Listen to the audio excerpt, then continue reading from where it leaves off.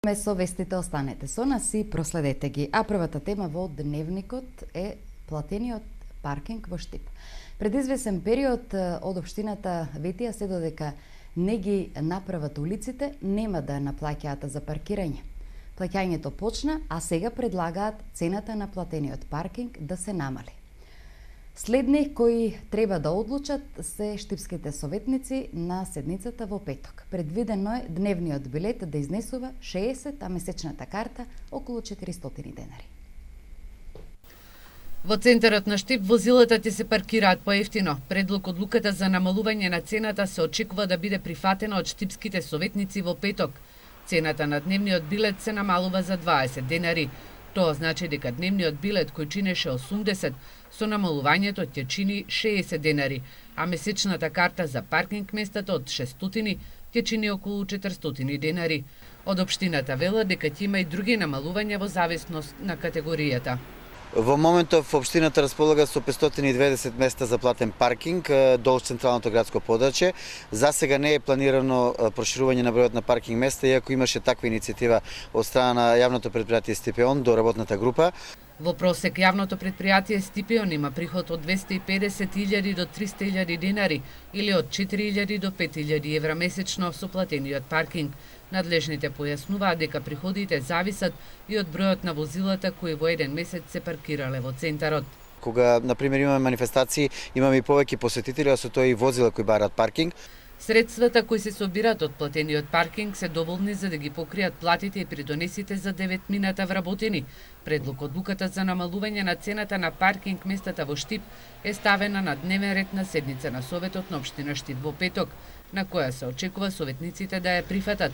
Во Источна Македонија засега Штип и Кочани како поголеми центри имаат воведено платен паркинг во центарот на градот со цел да се намали метежот. Останатите градови засега велат дека не размислуваат да воведат платен паркинг, бидејќи имаат доволно место за возилата во нивните централни подрачја.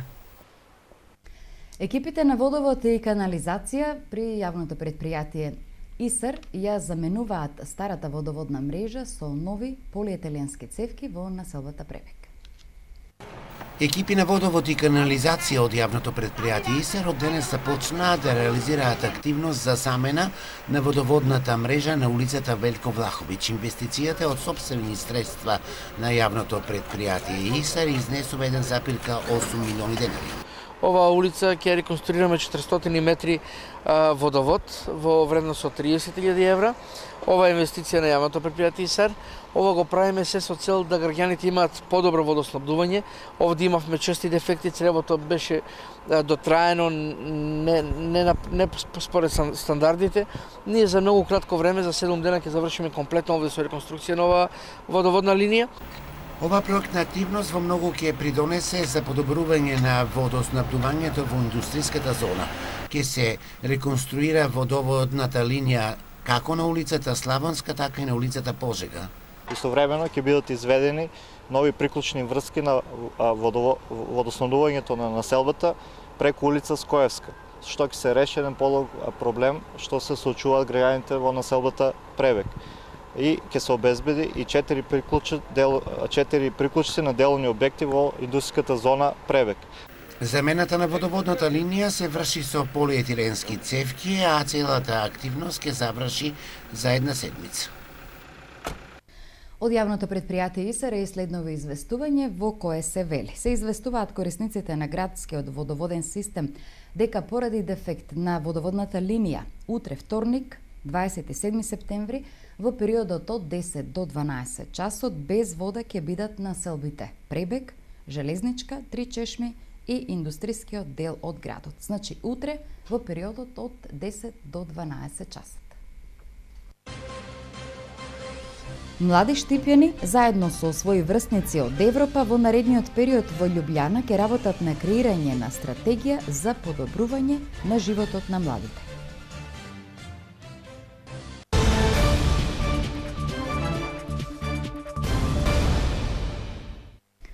Потребно е подигање на свеста за превентивни прегледи кај машката популација над 45 години. Статистиките покажуваат дека бројот на пациенти кај кои е диагностициран карцином на простата рапидно расте.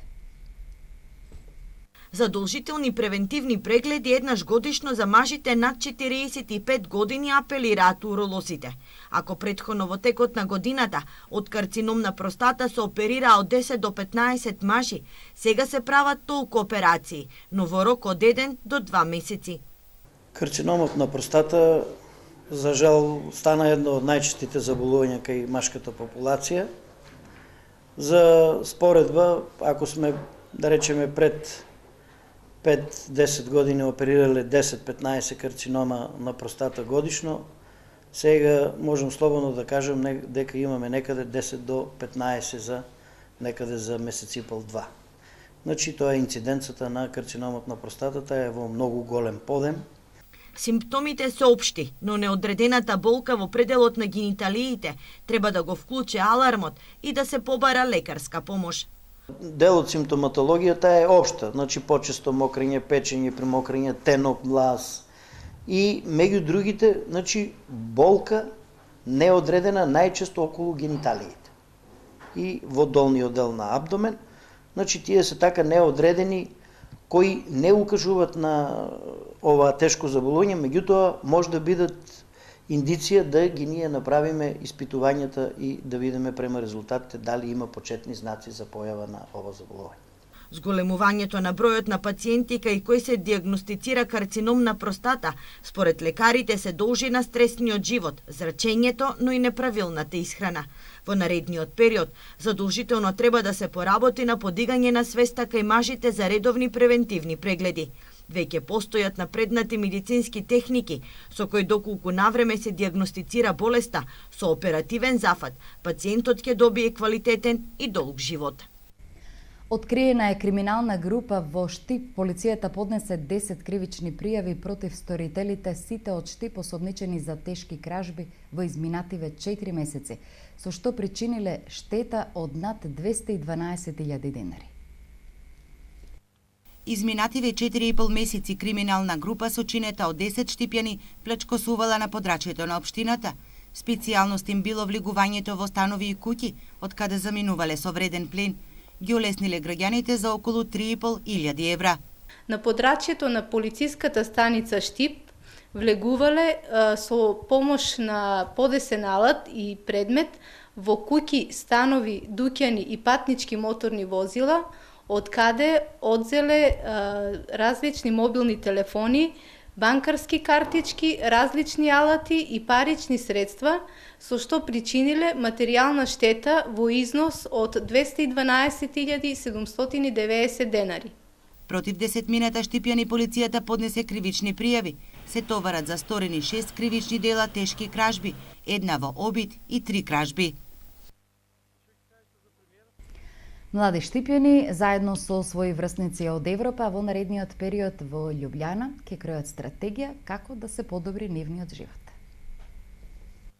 Над 50 на представници од Еразмус Плюс програмските и партнерските земји, започнувајќи од денес во Љубљана, Словенија, ќе работат на програма за подобрување на животот на младите.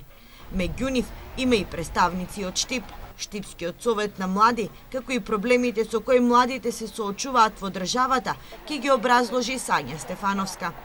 Целата на оваа средба е да дискутираме за сите проблеми и прашања поврзани со младите, како и отварање на младинска регионална канцеларија во кој што учесници ќе бидат секако и представници од младинскиот сектор од Македонија. Еве јас како представник на институцијата Гоце Делчев во Штип и воени претседател на Советот на млади на општина Штип ќе имам чест да представувам Македонија на тој форум. Стефановска потенцира дека на овој форум е предвидено и отпочнување на постапка за отварање на младинска регионална канцеларија, која ќе има за задача да го олесни поврзувањето помеѓу младите од сите европски земји. На овој форум ќе се дискутира за работата на канцеларијата, за на кој начин ќе се воспостават линкови помеѓу сите балкански земји и како ќе содржува сребите на младите во едина. Секоја држава треба да кандидира кандидат кој што ќе биде представник на самата држава и токму на овој форум со помош со представници од европските земји ќе дискутираме и ќе ги дефинираме клучните точки за работата на таа младинска канцеларија. Според Стефановска, интересот на младите да учествуваат во дебати, но и организации кои делуваат на подобрување на нивниот живот е се поголема. Доволен фактот е и бројот на нивното членство. На самиот почеток, Советот на млади функционирал одвај со 30 на членови. За сега нивниот број да достигне над 500. За подобрување на комуналната хигиена и поуспешно прибирање на сметот во Пробиштип, јавното комунално предпријатие Никола Карев ке набави нова механизација.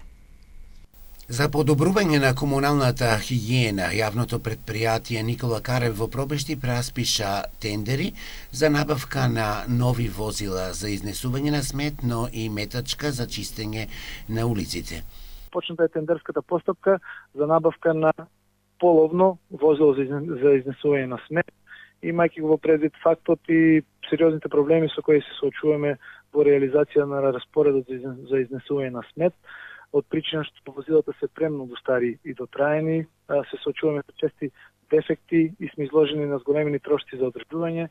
Од тие причини планиравме, размисливме и одлучивме и покрај тоа што се актуелни и други набавки преку АТКОМ, Сдруженијето на даватели на комунални услуги, и таму е предвидена една набавка преку Словенечката амбасада на ново возило, меѓутоа ние немаме време за чекање, односно итно ни е сега потребно набавка на едно такво возило. Тие причини се одлучивме да распишеме тендер за набавка на едно половно возило, а во истовремено тече и тендерот за набавка на исто така половно специјално возило за метење на улици, со што се надеваме во голема мера ќе подобриме хигиената во градот и ќе го подигнеме квалитетот на услугите во тој дел. Исто така се работи интензивно и на хортикултурното уредување на градскиот парк во Пробиштип, а јавното предпријатие Никола Карев набави и нови корпи за отпадоци и контейнери. Единицата паркови зеленило се ангажирани на хортикултурното уредување, односно садењето на нови садници во градскиот парк. Исто така, овој период актуелна е набавката на нови канти корпи за отпадоци и нови 15 контейнери. Исто така, тендерот е веќе завршен со овие нови 15 контейнери и во претходните 2 години исто така се реализирани 2 набавки со преку 40 набавени контейнери, што значи дека на територијата на општина Пробиштип во овие нецели 2 години се заменети стари контейнери со нови повеќе половини. Реализацијата на проектот за замена на старите водоводни броила со нови надалечинско очитување во Пробиштип е при крај, 99% од работата е веќе завршена. И со следниот материјал остануваме во Пробиштип, а таму на барање на граѓаните, општината гради детско игралиште во најголемата населба Карпош. До крајот на годината најмладите ќе добијат и реконструирано детско игралиште, кое се наоѓа во близина на полициската станица. Во најголемата населба во Пробиштип на барање на граѓаните се гради големо детско игралиште.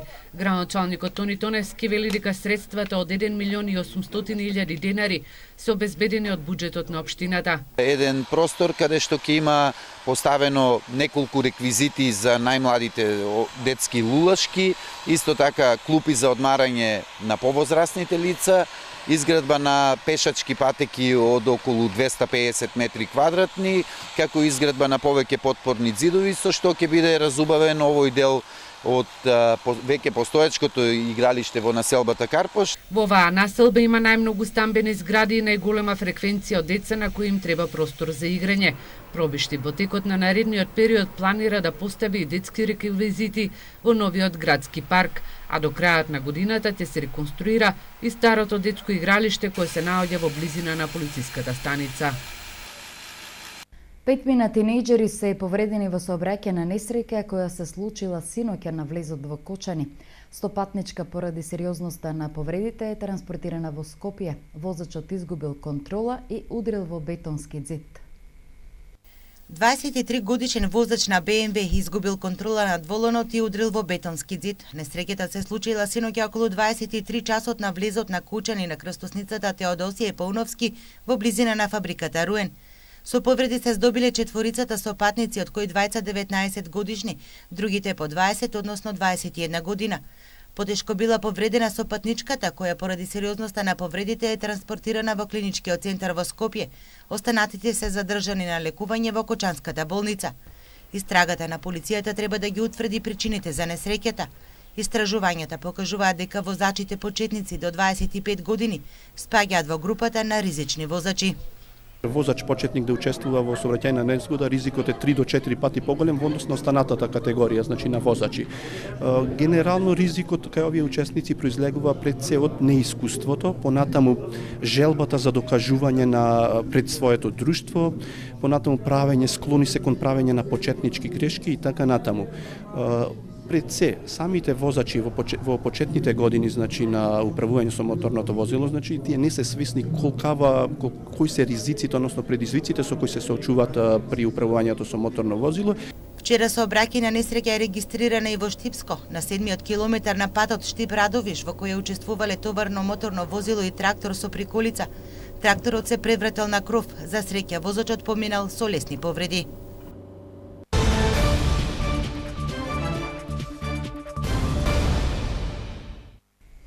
И на крајот спорт. Екипата на Штипска Брегалница против Шкопје ја постигна првата победа во оваа прволигашка сезона. Капитенот Горан Здравков од слободен удар постигна вистински еврогол за големи 3 бода. Фудбалска ерупција од воодушевување на трибините на стадионот Никола Мантов во Кочани на средбата Брегалница Шкупи предизвика победничиот гол на штипските плави. Капитенот Горан Здравков по само 13 минути игра, откако влезе во вториот дел, постигна вистински еврогол за големи 3 бода на штипскиот прволигаш. Слободниот удар беше филигрански извезен, за да топката просто иташе кон незаштитената мрежа на голманот Зекири, кој иако се истргна колку е долг и висок, сепак мораше да подпише капитулација пред капитенот Горан Здравков. Гол кој што ќе се памети и долго ќе се врти по спортските канали како репер за фудбалска едукација наречена слободен удар. Еве ги комплетните резултати од ова 7-мо првенствено коло. Работечи Шкендија 1:3, Брегалница Шкупи 1:0, Македонија Ѓорче Петров победа 1:1, Ренова Вардар 0:0 и Пелистер Силекс 0:0. Табела. На прво место е Вардар со 17 бодови, втора е Шкендија со 13 и надпревар помалку. Трето место Работечки 12, на четвртото Пелистер има 11, следува Ренова на петтото место со 10. Шесто место Силекс со 9, на седмото Брегалница има 6. Осмото и деветото место го делат Шкупи и Победа со по 5 бодови, додека екипата на Шкупи пак има еден надпревар помалку. И на последното 10-то место Македонија Ѓорче Петров со 3 освоени бодови. Веќе во среда, 28 септември, на програмата се надпреварите од вонредното 8 коло, во која Брегалница ќе биде повторно домаќин во Кочани, овој пат на екипата на Македонија Ѓорче Петров. Овде ја заокружуваме ова информативна програма на Ирис телевизија. Благодарност за вниманието. Бидете во продолжение со содржините на Ирис телевизија и имајте пријатна вечер.